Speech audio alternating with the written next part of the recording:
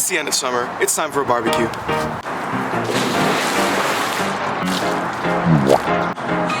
Let's get to it.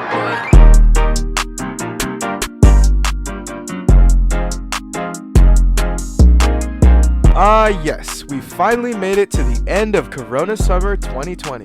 A summer that didn't really feel like summer because we had to stay either inside our own homes or behind a mask. I wanted to end it on a high note with a barbecue to try and get a final taste of normal before the fall and winter holidays. Also, allegedly, it's not a good idea to try and film outdoors when you live right next to a major highway and a local airport. I now know MKBHD's pain. Alright, so today we're going to be grilling up some popular or common backyard barbecue items. We got our corn, we got our sausages, we got our top sirloin steaks in their marinade, and burgers. Of course, we've got the buns, the cheese, spinach, and you can never go wrong with King's Hawaiian. Bruh, I'm going to run out of battery. Now I've got my propane, so it's time to clean and heat up the grill. Ooh, that's bad. Gotta turn on the gas first.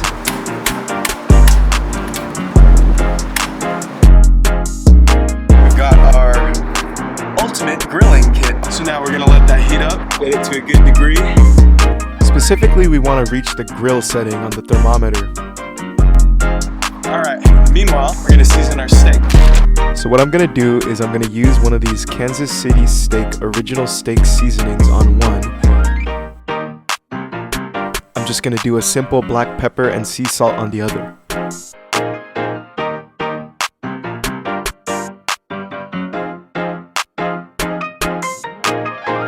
getting PTSD from this.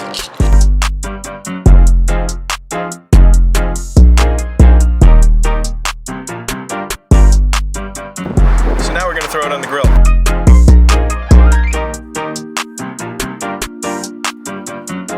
So with steaks, generally, what you want to do is you want to sear both sides. So you want to let the grill heat up to be a nice and hot temperature so it can sear one side for about 3 minutes each. And I'm going to run out of battery. Bang, bang.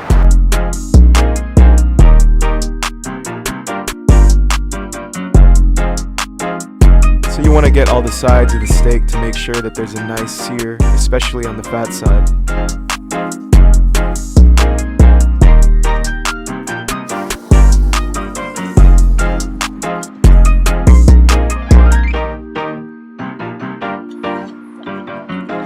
Right there, that's beautiful.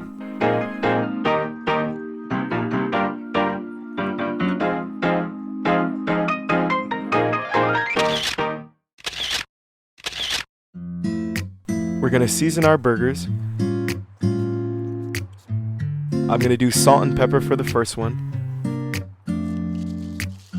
I'm gonna do Lawry's for the second one. This right here is the goat.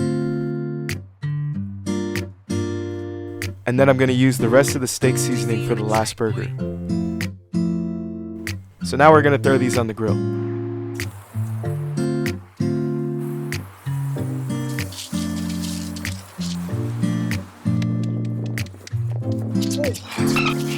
People like to think that you can eat burgers rare because it's beef, like a steak, but you should always fully cook a burger because, according to experts, eating a burger that's pink inside could lead to food poisoning or even be fatal.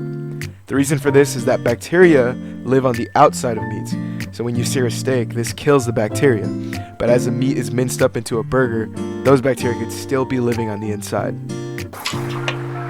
So we're also going to throw our corn in there. So I'm going to butter up the corn and toss it in with the burgers. Ah, brilliant. Nice stick of butter. I'm also going to butter this afterwards too, so. You want to do butter side down. Can't forget the buns.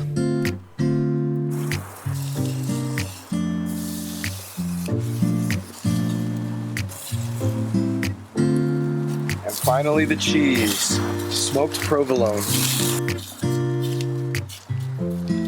Lastly, the sausages. You can never go wrong with Hawaiian rolls, honestly.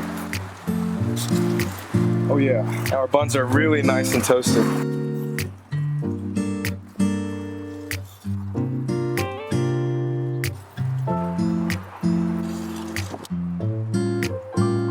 A little bit of spinach to be healthy on these burgers. Add a little bit of texture and flavor.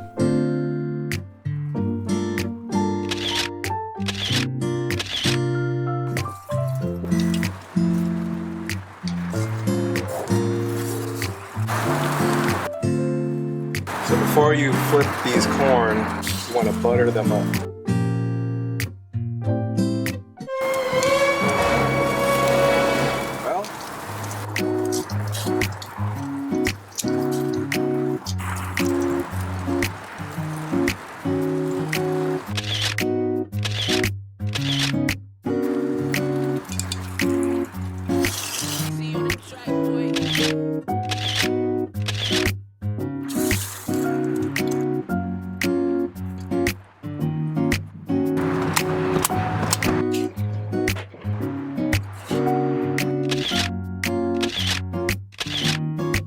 The final product. Of course, you can't forget the watermelon and just a little bit of sauerkraut.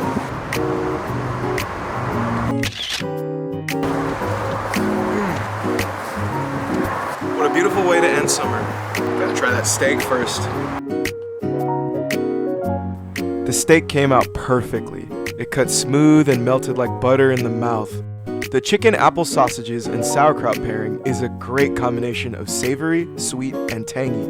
I placed it into the Hawaiian rolls to make a sort of poor man's pig in a blanket and topped it off with a bit of barbecue sauce. I thought the burgers would be a bit more interesting to compare and contrast the differing seasonings I put on there, but the smoked provolone was really strong and ended up doling out the top notes of each seasoning. I put a little bit of store brand or off-brand In-N-Out sauce to try and give it back some flavoring and some zest. That's a hornet. That is a hornet. Corn is my all-time favorite vegetable, and I was so sad I couldn't go to the county fair this year to buy a boatload of buttered corn. But what's a summer barbecue without its decadent selection of fruit? And today I decided to go with watermelon. I love watermelon because it can be so sweet and so filling without any of the guilt of eating something heavier like oranges or mangoes. Don't get me wrong though, mangoes are my favorite fruit, but today I felt like watermelon would complement the meal better. And of course, you have to end with some Ben & Jerry's ice cream. Shout out Ben & Jerry's. This has been an episode of Vander Cooks, and I'll see you next time.